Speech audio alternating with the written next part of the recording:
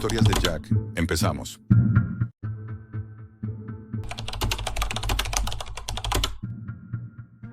La primera vez que vi cómo le arrancaban la lengua a un hombre con unas tenazas oxidadas, no aparté la mirada. No porque fuera valiente, sino porque sabía que si lo hacía, me mataban a mí también. Antes tenía un trabajo normal. Recepcionista de hotel en Londres. Vida sencilla. Pero la rutina, las deudas y el hastío me empujaron a aceptar una oferta que nunca debería haber considerado.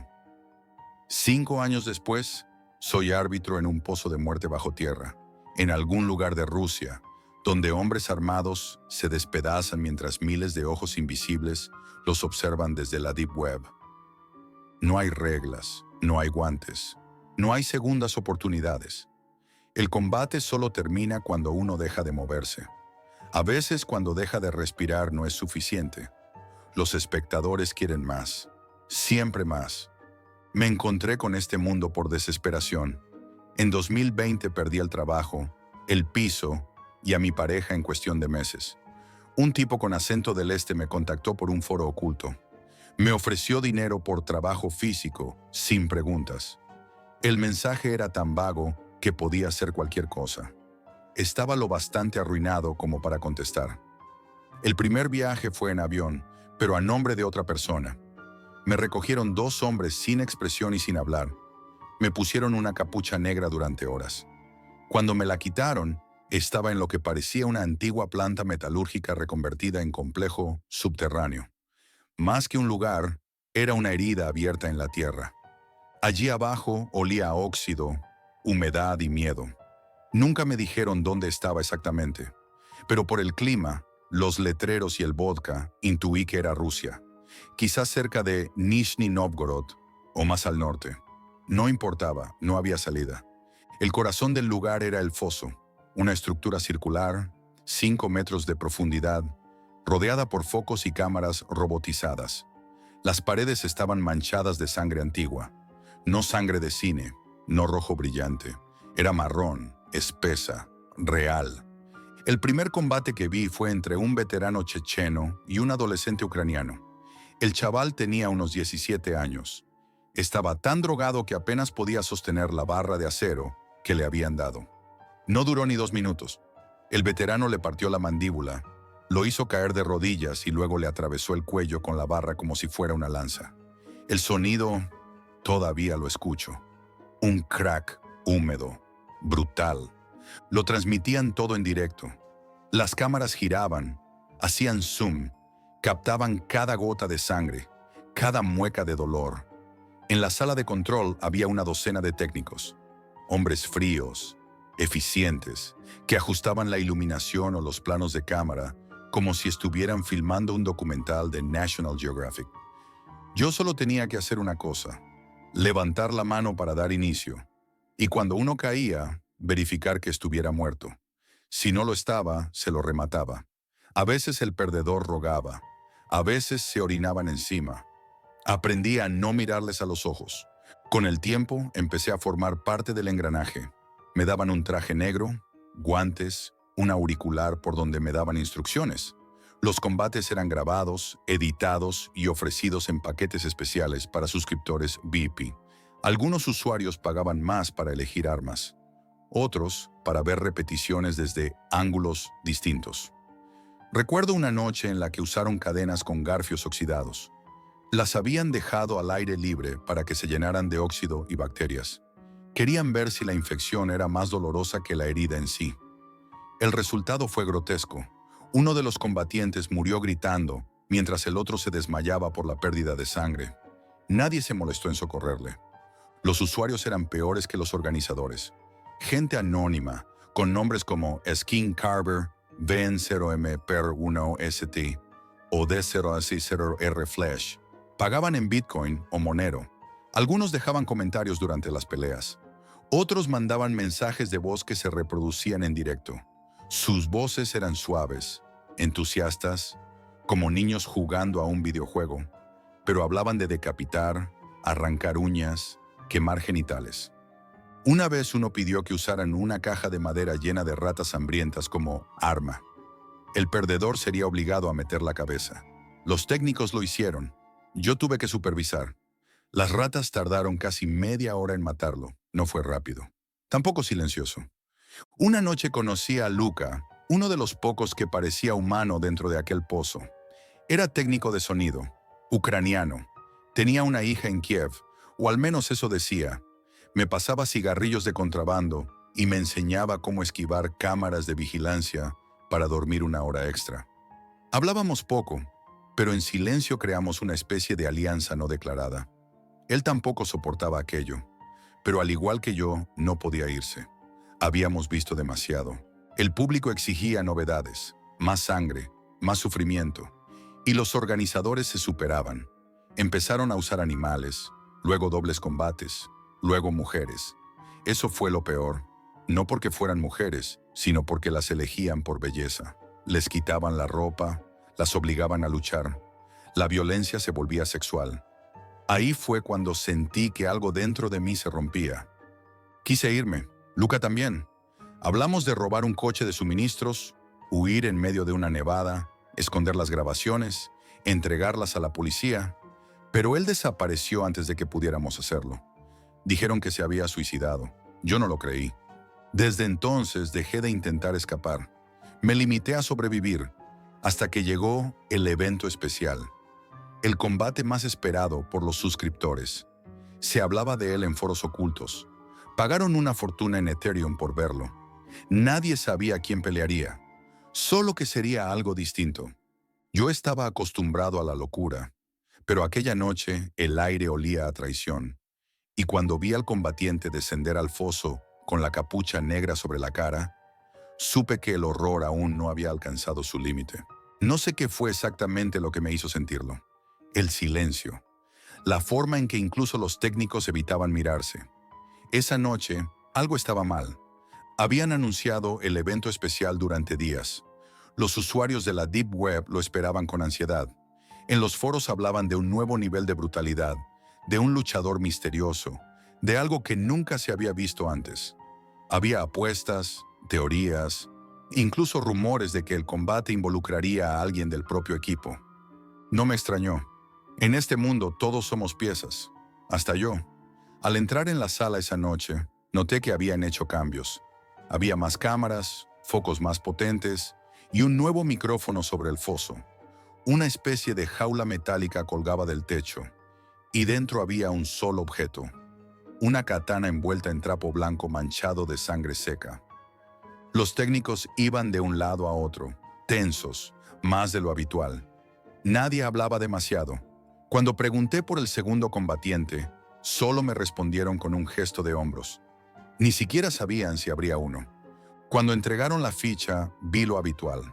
Nombre, nacionalidad, peso, crimen cometido. En este caso, el primero era un criminal checheno, un tipo enorme, condenado por al menos 7 asesinatos, sacado de una prisión en las afueras de Perm. Se movía con la arrogancia de quien ha sobrevivido demasiado. Pero la segunda ficha estaba en blanco. Solo una nota a mano. Voluntario. No hablar con él. No interferir. Nadie se presentaba voluntario. Nadie. Minutos antes del inicio, bajaron las luces. El foso quedó iluminado solo por los focos cenitales. El primer combatiente esperaba, ya con el machete en la mano.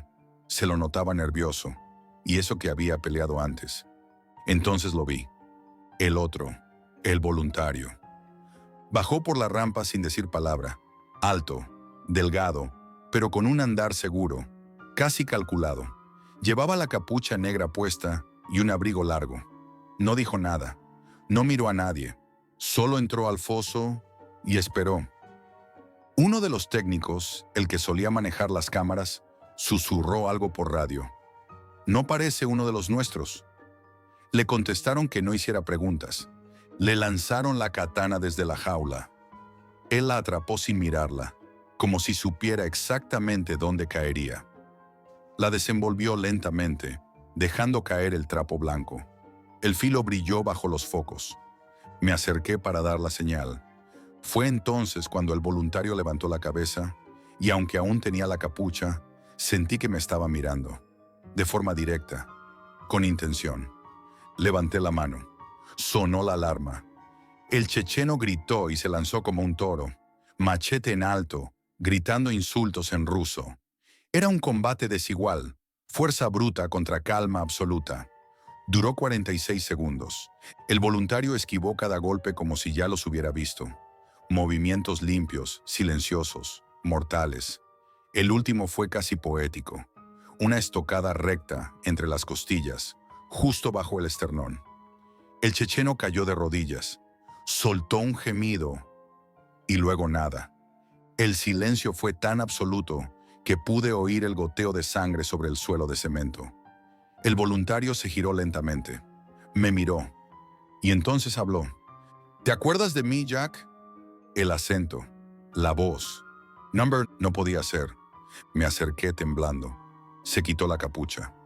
Era él, mi hermano, Mike, desaparecido desde 2016. Había trabajado en seguridad privada en Londres. Una noche, simplemente no volvió a casa. Nunca apareció su cuerpo, ni una pista. Y ahora estaba allí, en el mismo pozo donde yo había pasado años viendo morir a desconocidos. Con una katana en la mano y la mirada vacía. No lo entendía. Quise hablarle, preguntarle, pero todo dentro de mí se congeló. Me sentía expuesto, pequeño, no solo por el miedo, sino por la culpa. Intenté acercarme. Uno de los jefes del equipo me sujetó por el brazo. No digas nada, me advirtió. Sigue el protocolo. Mi hermano no opuso resistencia. Dejó caer la katana. Miró al cadáver frente a él y luego se volvió hacia los técnicos. 2 hombres lo escoltaron hacia una puerta trasera. No estaba esposado. Caminaba como si supiera exactamente a dónde iba. Desapareció por un pasillo. No lo volví a ver. Durante los días siguientes, nadie habló de él. El canal dejó de transmitir. Las claves privadas se cerraron. Los fondos en criptomonedas desaparecieron. El equipo fue desmantelado en una semana. Nadie dijo por qué. Solo nos dieron la orden de volver a nuestros países y guardar silencio. Una especie de disolución forzada. Volví a Inglaterra, pero no a Londres. Me escondí. Cambié de nombre. Empecé a trabajar de noche, lejos de la gente. Pero no pude escapar del todo. Las noches son las peores. Me despierto sudando, escuchando el eco de la katana cortando el aire. Veo el foso una y otra vez. No los combates, no la sangre, solo a él, a Mike. No sé cómo acabó allí. No sé si lo obligaron, si se perdió, si eligió voluntariamente formar parte. Pero cada parte de mí sabe que no era una coincidencia. Y lo peor es que me miró como si supiera lo que había hecho, como si llevara años esperándome. Algunos días recibo correos encriptados, sin texto, solo coordenadas, archivos vacíos, líneas de código que no entiendo. Sospecho que vienen de él, como si aún estuviera ahí, esperando que regrese al foso, como si esto no hubiera terminado. Y a veces me pregunto, si fue él quien me metió en todo esto desde el principio, quizá esa noche en 2020 no fue un accidente. Quizá toda mi ruina, mi caída, mi desesperación formaban parte del espectáculo, del diseño, de una historia mucho más grande que yo. Quizá yo no era el árbitro, quizá yo era el siguiente voluntario, y aún no lo sabía. Así que, si estás escuchando esto, si por algún motivo has entrado en la Deep Web buscando emociones fuertes, si crees que todo esto es solo un juego oscuro, sal de ahí, porque si sigues mirando demasiado tiempo, al final el foso también te mira a ti. Si has llegado hasta aquí, ya formas parte del foso. Déjame un comentario con tu teoría. Suscríbete para no perderte la próxima historia. Y recuerda, no mires demasiado tiempo. Nos vemos en la siguiente pelea.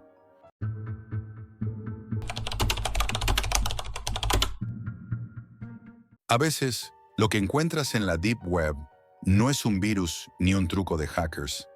Es algo mucho peor. Un espejo que refleja tu propia oscuridad. Nunca imaginé que una noche cualquiera, buscando algo con mis amigos en la Deep Web, acabaría con una experiencia que nos marcaría para siempre. Todo empezó en El Cairo, en la casa de Karim, mi amigo de la infancia. Éramos tres, Karim, Laila y yo. Esa noche no queríamos salir ni perder tiempo, así que decidimos investigar en la Deep Web, ese mundo oculto bajo la superficie que siempre se ha relacionado con secretos, peligros y cosas que no deberíamos ver. No éramos expertos, solo curiosos con algo de conocimiento básico. Entramos con precaución, recorriendo sitios comunes, mercados oscuros, foros abandonados, hasta que Karim encontró algo diferente, un chat extraño. No había nombre ni usuarios, ni listas, ni opciones. Solo una ventana negra, una caja de texto donde podías leer mensajes, pero no se veía de dónde venían ni a quién iban dirigidos. Lo raro era que nadie respondía. Nadie, salvo que parecía que solo uno podía escribir. Laila. Intenté escribir yo.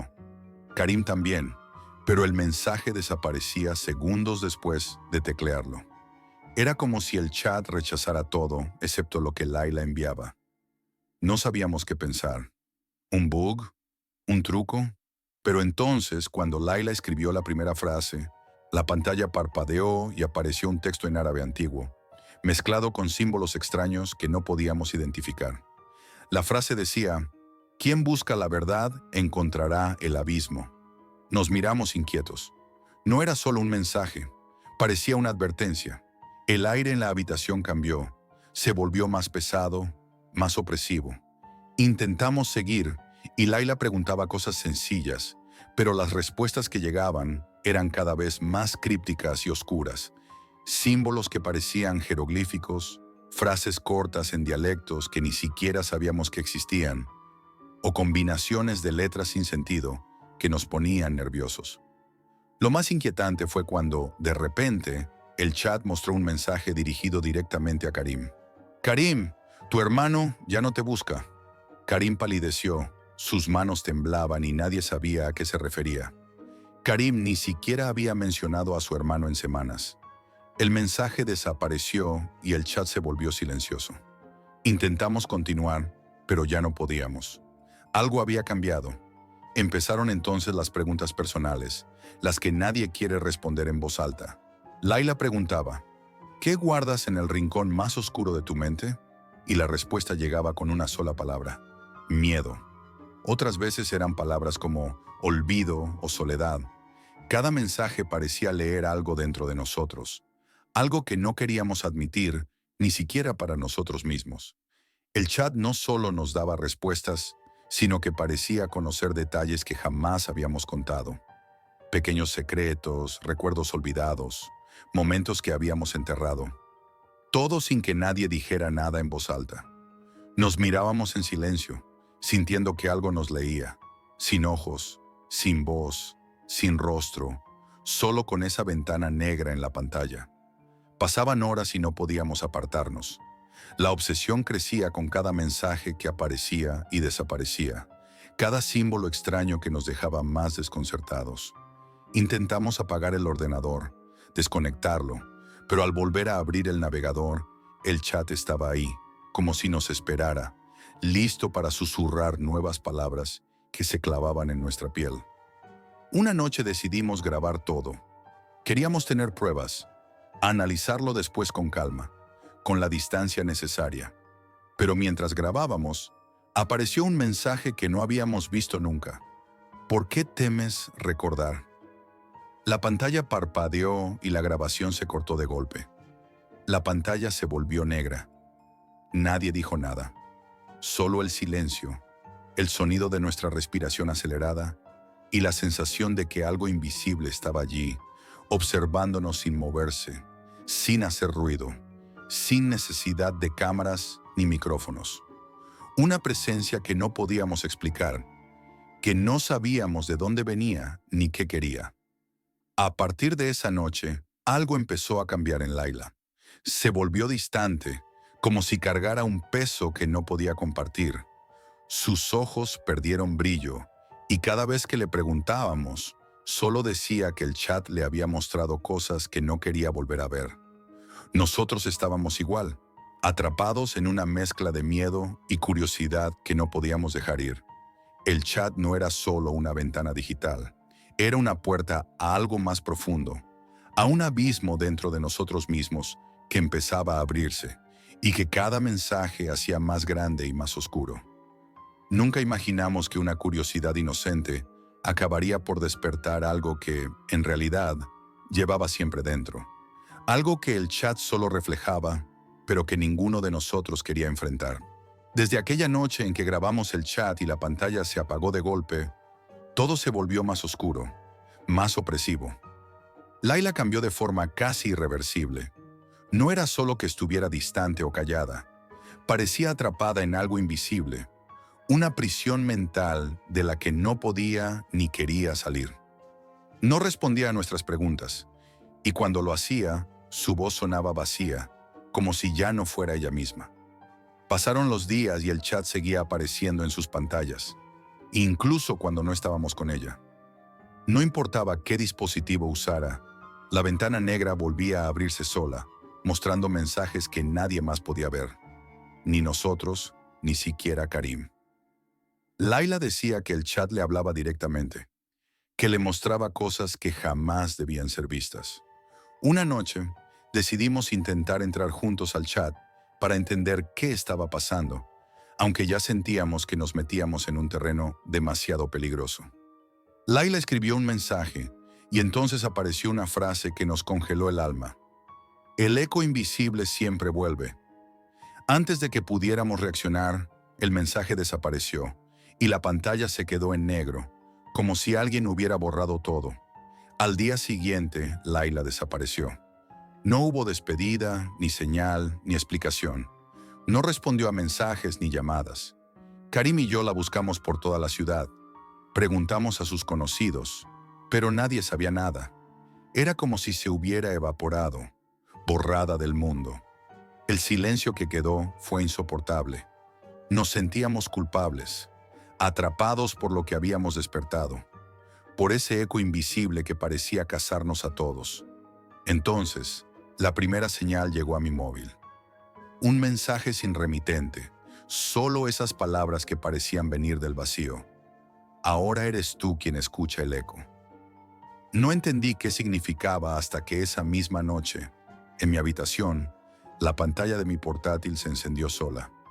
Sin abrir navegador, sin tocar nada, apareció de nuevo el chat, listo para hablar.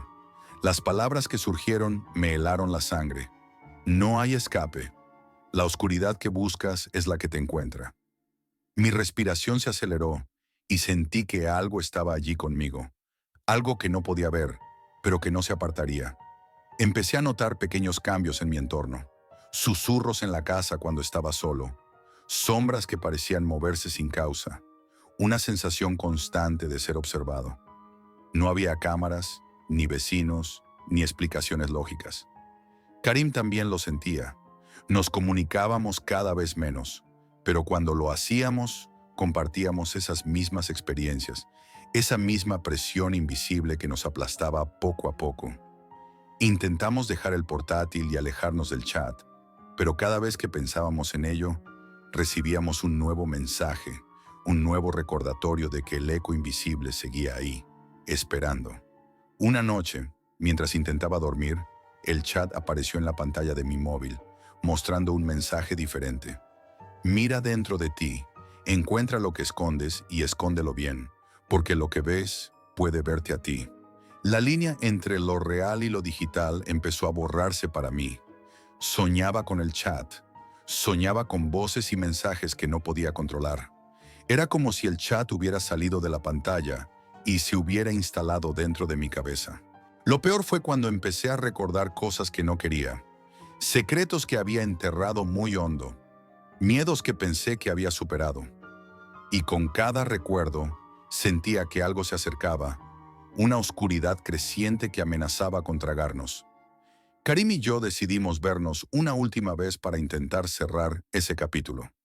Pero no había forma. El eco invisible no era algo que se pudiera apagar o borrar. Era parte de nosotros ahora, un reflejo oscuro que nos seguía a todas partes.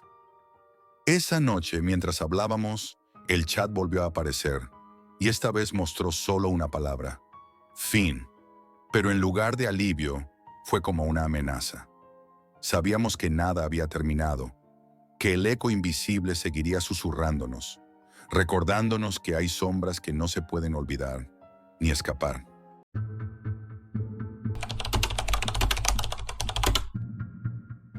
Te advierto, esto no es una historia para contar en una charla cualquiera, ni un simple relato de terror barato. Esto es lo que nos pasó a mí y a mis amigos cuando nos topamos con un grupo en la Deep Web que parecía querer salvar el mundo, pero terminó convirtiéndose en nuestra peor pesadilla. Todo empezó hace unos meses, en Chicago, una noche aburrida con mis amigos Mike, Ana y Laura. 4 veinteañeros sin rumbo fijo, buscando algo que diera sentido a nuestras vidas, algo que nos hiciera sentir que estábamos haciendo algo importante. Ana, siempre la más curiosa y aventurera, estaba enganchada a la Deep Web. A menudo se metía en foros oscuros, donde se movía información que jamás verías en la superficie. Una tarde, con los ojos brillando de emoción, Ana nos enseñó un foro que había descubierto, Eco Revolution. Prometían ser un grupo ecologista radical que luchaba contra las multinacionales que destrozaban el planeta, denunciando injusticias ambientales, coordinando acciones directas desde las sombras. Sonaba bien, muy bien. No era el típico activismo en redes sociales, donde todo era postureo y filtros. Pero no era fácil entrar. Tenías que superar pruebas, descifrar códigos, demostrar que realmente querías estar allí. Ana insistió en que lo intentáramos. Nos dijo que había leído testimonios de gente que había cambiado algo gracias al grupo, que no era como las ONG típicas, sino algo real y efectivo. Al principio, todo parecía un reto divertido.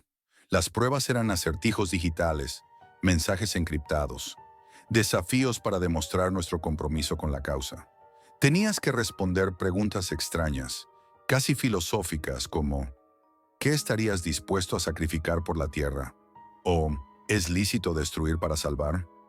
Pasamos días metidos en ese mundo oculto, aprendiendo a movernos entre chats cifrados, foros oscuros y archivos secretos. La sensación era como estar en una película de hackers, y eso nos enganchó aún más. Al conseguir acceso, comenzamos a recibir tareas, pequeñas investigaciones, recopilar datos sobre empresas que contaminaban, grabar videos en protestas, difundir información. Nada ilegal, parecía activismo puro y duro. Pero las órdenes empezaron a cambiar. Un día, Mike recibió un mensaje inquietante. Obtén información privada sobre un directivo que financia empresas contaminantes. Usa cualquier método necesario. La causa lo justifica. La frase sonaba terrible, pero el grupo insistía.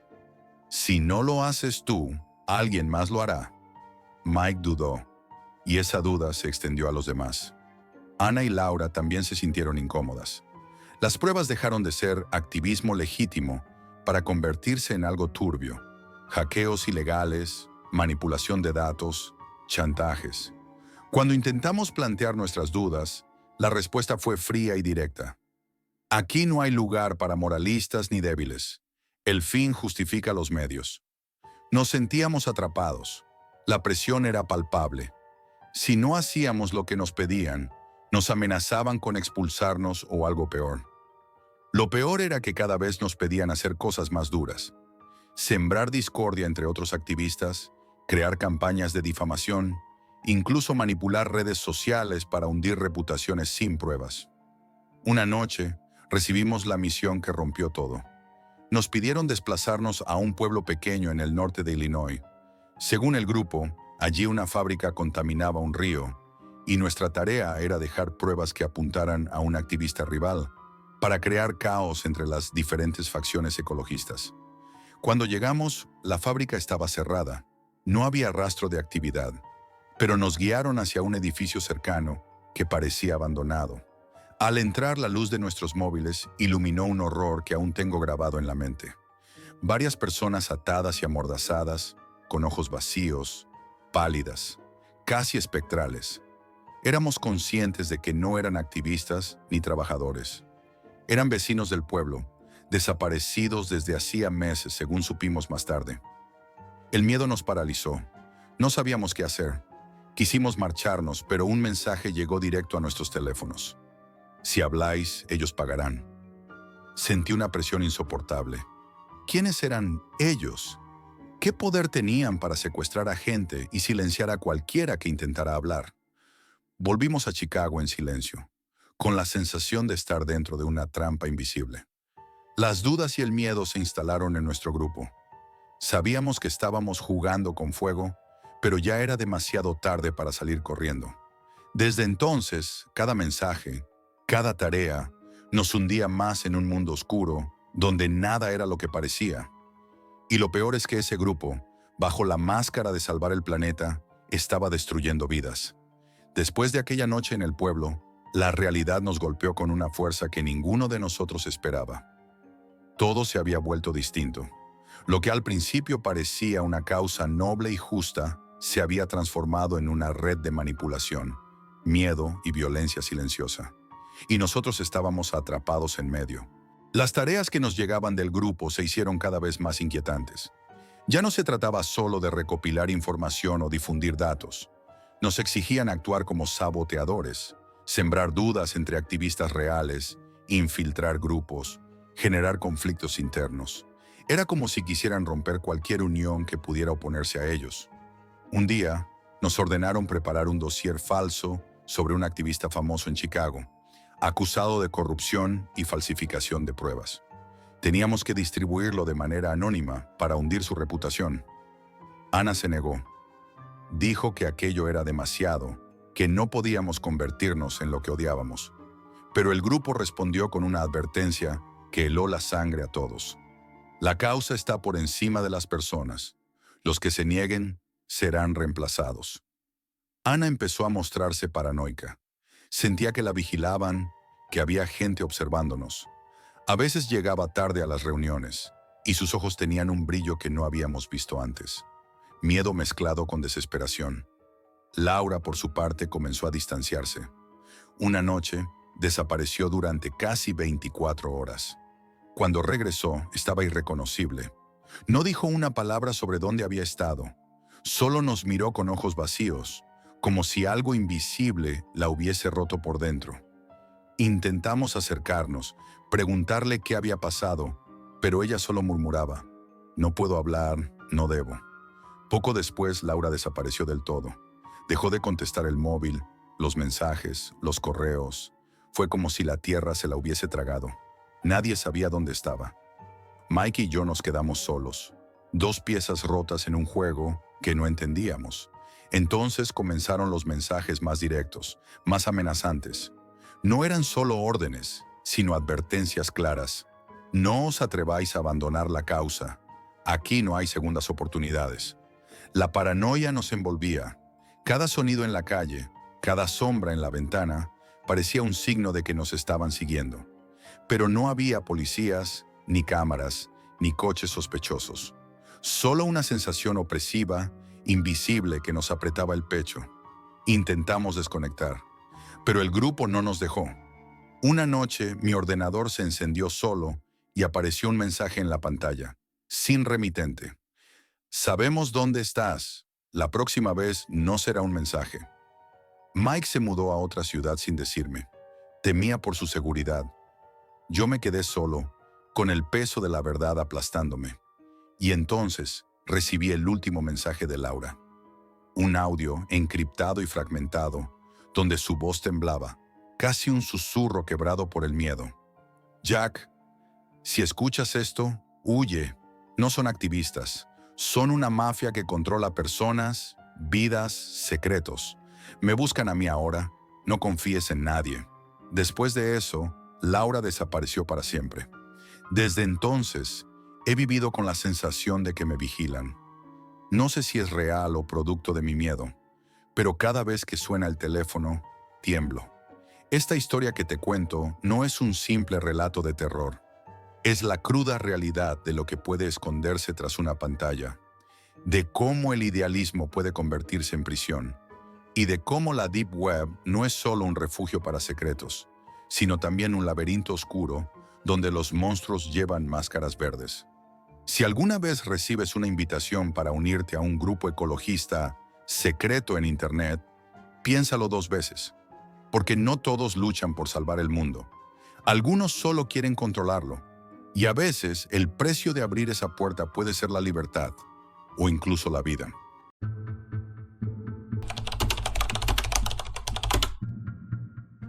Nunca pensé que lo peor que podía pasarme no era morir, sino seguir vivo después de eso.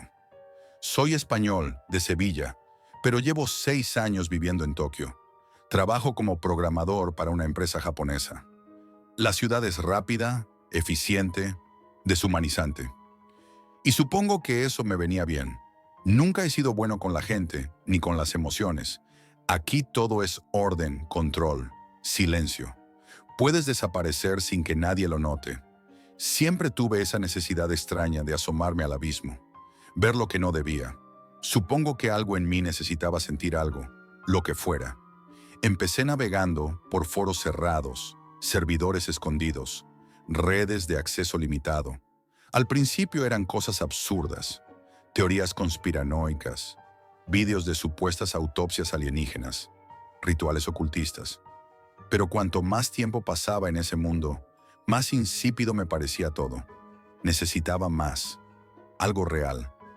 Fue en una sala privada, escrita completamente en ruso, donde encontré el primer hilo sobre el experimento 401. Ni siquiera estaba titulado así. Solo había un enlace, sin descripción, y una advertencia escrita en japonés. No apartes la mirada. Por pura estupidez o por pura necesidad, entré. La pantalla se quedó en negro varios segundos. Pensé que era una broma. Luego cargó. La imagen era de muy baja calidad, como grabada con una cámara de vigilancia antigua. Una sala metálica, sin ventanas, con paredes grises y suelos drenados. En el centro, una silla de acero. Encima, una persona, atada, desnuda, respirando con dificultad. Apareció una figura, alta, delgada, encapuchada. No se veía su rostro. Tampoco hablaba. No hacía falta. El tipo sacó una pequeña botella transparente. Pensé que era agua o algún anestésico, pero cuando lo vertió en el brazo del sujeto atado, la reacción fue inmediata. La piel comenzó a burbujear, literalmente. Se arrugó, se abrió, como si estuviera siendo cocinada desde dentro. Yo no entendía lo que veía. No podía moverme. No podía cerrar el portátil. El sujeto atado no gritó. Solo se agitaba, convulsionaba. Y entonces lo vi. No tenía lengua. Le faltaba, como si se la hubiesen arrancado antes. Sentí náuseas. Cerré el ordenador de golpe. Fui al baño y vomité. No dormí en toda la noche. Estuve a punto de convencerme de que era un montaje. Pero algo en la forma en que la carne se desprendía del hueso me decía que no lo era. Aún así, días después, volví a entrar. Y lo vi otra vez. La escena era diferente. Otra persona. Esta vez era una mujer. También desnuda, atada por muñecas y tobillos. Estaba despierta, con los ojos desorbitados. Le inyectaron algo en el cuello. Temblaba. Tenía espasmos. Y entonces, sin decir nada, le vertieron el mismo líquido corrosivo en la espalda. El ácido fue abriendo surcos, literalmente surcos, como un río que se traga la tierra. Se le marcaban las vértebras a través de la piel deshecha. Un silencio absoluto, solo roto por el sonido del ácido, quemando músculo. No hay palabras para describir eso. El olor casi lo imaginaba. Podía sentirlo a través de la pantalla. Era un sufrimiento tan real que no podía apartar la vista. Quería cerrar la ventana. Juro que quería hacerlo. Pero algo dentro de mí no me dejaba. No era morbo, era miedo, como si mirar fuera más seguro que ignorar. Las emisiones no eran regulares. A veces pasaban días, otras veces semanas. Pero cuando el sitio se activaba, lo sabías. El mismo fondo negro, la misma frase en japonés. No apartes la mirada. Lo vi 6 veces. En la cuarta usaron ácido en el rostro. No fue inmediato. Comenzaron por la mandíbula, luego el pómulo. La piel se deslizaba como cera fundida. El sujeto tenía una expresión imposible de describir. No de dolor, sino de algo peor, de rendición absoluta, como si supiera que ya no quedaba nada suyo que defender. La quinta vez fue un niño, no muy pequeño, tal vez 14 o 15 años. Intenté cerrar el vídeo. Juro por Dios que lo intenté, pero no se cerraba. Mi teclado no respondía, ni el ratón. Se quedó ahí, reproduciéndose. Alguien lo había programado para eso, para obligarte a mirar. Y cuando terminó, la ventana simplemente se esfumó. Nunca se repetían los rostros, ni los métodos, pero siempre era el mismo lugar, la misma iluminación, la misma figura encapuchada, la misma calma insoportable y el mismo mensaje antes de empezar. La sexta vez fue diferente. Apareció una víctima con un tatuaje en el antebrazo, un kanji mal hecho, descentrado. Lo reconocí al instante, no por el tatuaje, sino por la cicatriz en su mejilla. Era un tipo que conocí meses antes, en un bar de Shibuya, un occidental como yo. Creo que era polaco. Habíamos compartido cerveza una noche, hablando de la ciudad, del trabajo, y luego, sin que se lo pidiera, empezó a contarme cosas. Cosas sobre las transmisiones reales. Dijo que eran eventos cerrados, que no se almacenaban, que no se podían grabar. Dijo que una vez que veías uno, ya estabas dentro, que te rastreaban, que no podías salir. Yo pensé que hablaba borracho o que estaba enfermo, pero en esa sexta emisión, allí estaba. Él, atado a la silla, mirándome.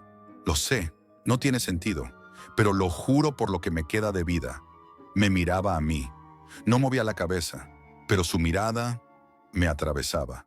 Y entonces le vertieron ácido en el pecho, directamente sobre el esternón. La piel crujió. La sangre brotó como si la carne se abriera por dentro. No gritó. Solo respiraba rápido, como si supiera que ya no podía hacer nada. Cuando la cámara hizo zoom, lo entendí. Tenía la boca cosida, con hilo grueso, negro. Había restos de sangre seca en las comisuras. Y entonces lo vi, en la parte inferior del vídeo. Por primera vez, algo diferente. Una línea en español. Tú miraste, ahora te miran. Ahí fue cuando supe que no se trataba de un vídeo, ni de una página.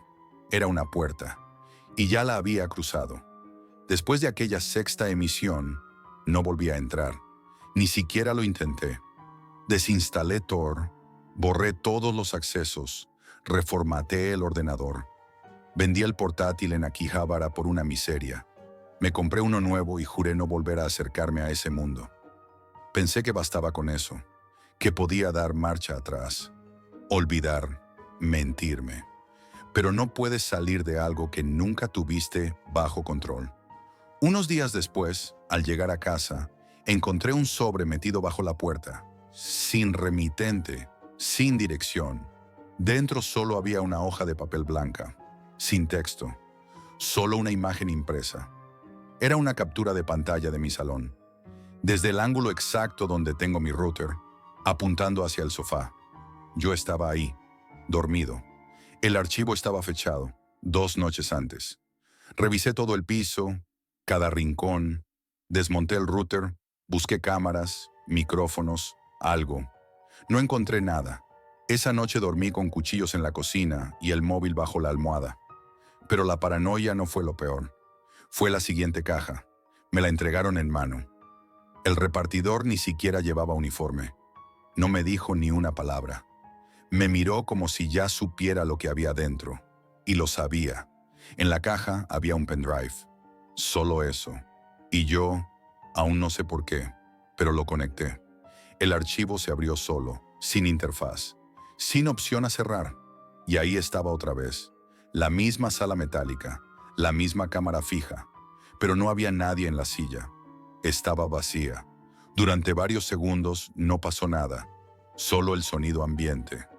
Un zumbido leve, como un transformador eléctrico. Luego, una figura cruzó el plano. No era la encapuchada. Era otra persona. Era yo. Grabado de espaldas, entrando a la sala, guiado por 2 sujetos con pasamontañas. No entendía nada. ¿Era un montaje? ¿Una amenaza? ¿Una advertencia? No sé cuánto tiempo estuve paralizado mirando eso.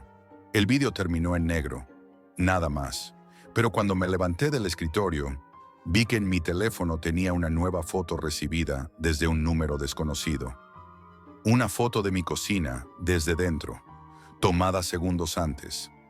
Ahí entendí que no se trataba de lo que había visto, sino de que ellos ya estaban aquí. Intenté denunciarlo. Fui a una comisaría. Mostré las fotos. Conté lo del pendrive. Me miraron con la cara que uno pone cuando tiene delante a un loco funcional. Me dijeron que no podían hacer nada sin pruebas reales, que lo más probable era que alguien me estuviera acosando por internet. Me tomaron los datos. No volvieron a contactarme. Los días siguientes fueron un infierno. Me mudé. Busqué un piso viejo en las afueras de Tokio, sin domótica, sin cámaras, sin nada moderno. Quité todo acceso a internet. Corté tarjetas, me encerré en una rutina mínima. Salía solo de noche. Comía en combinis a deshoras. Vivía como un fugitivo, aunque no sabía de qué exactamente. Pero no se detenían. Una madrugada encontré otra nota en el buzón, esta vez escrita a mano, en tinta roja. La misma frase del principio, la misma que había ignorado. No apartes la mirada. Otra noche, alguien tocó la puerta. Golpes secos, lentos. No abrí. Esperé en silencio, con un cuchillo en la mano durante más de una hora. Cuando me atreví a mirar por la mirilla, no había nadie. Solo una pequeña caja en el suelo, negra, sin marcas.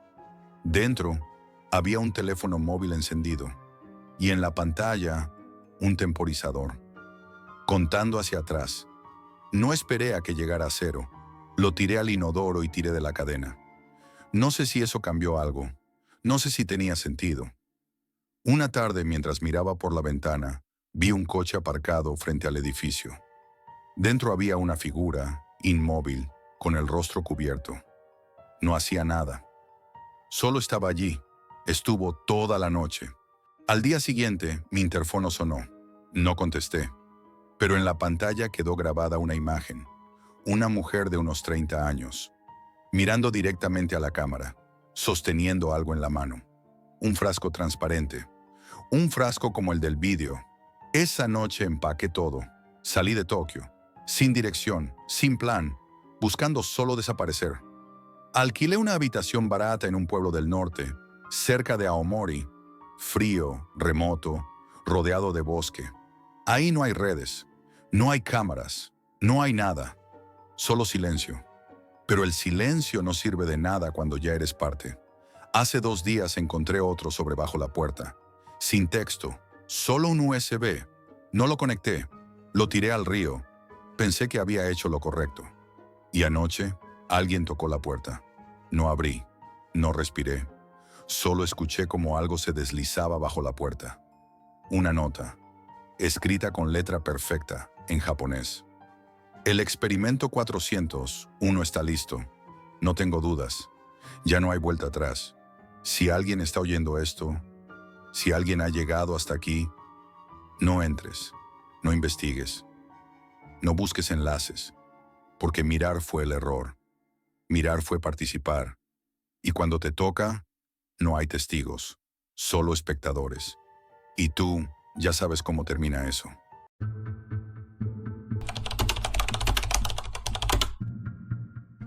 Nunca pensé que una simple búsqueda en la Deep Web acabaría con la persona que fui y casi con mi cordura. Vivo en Estados Unidos, una ciudad cualquiera, con una vida que no tenía nada de especial hasta que el miedo empezó a comerme por dentro.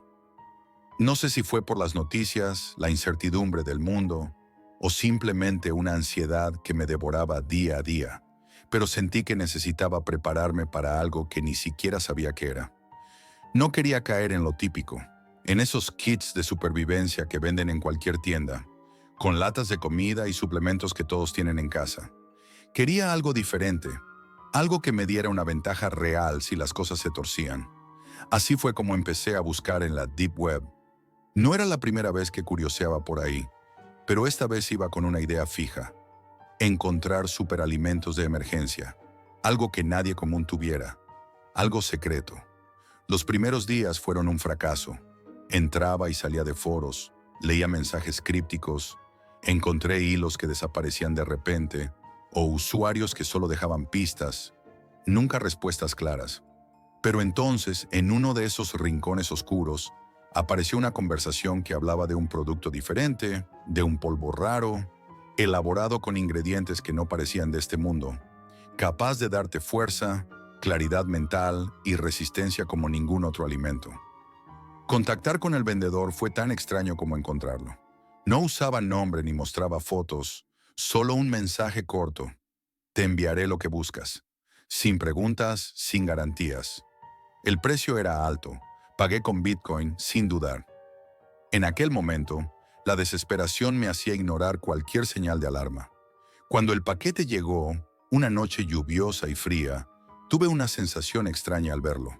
Era una caja pequeña, sin etiquetas ni marcas, con solo una nota dentro que decía, para quien sabe usarlo. No había instrucciones, nada que me ayudara a entender qué estaba comprando exactamente.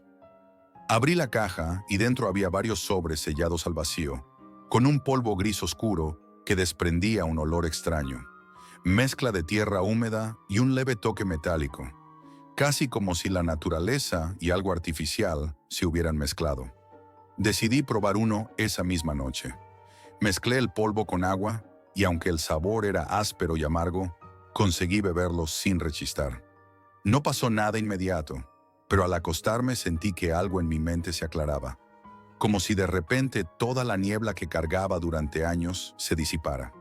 No era euforia ni un subidón, sino una calma inquietante, un enfoque absoluto que nunca había experimentado. Al día siguiente, me sentía diferente, más alerta, más despierto. Los detalles del mundo parecían nítidos. El sonido del viento entre las hojas, el aroma del café recién hecho, incluso el tacto del papel en mis manos. Pero también noté que no tenía hambre, una ausencia total de apetito que me confundió.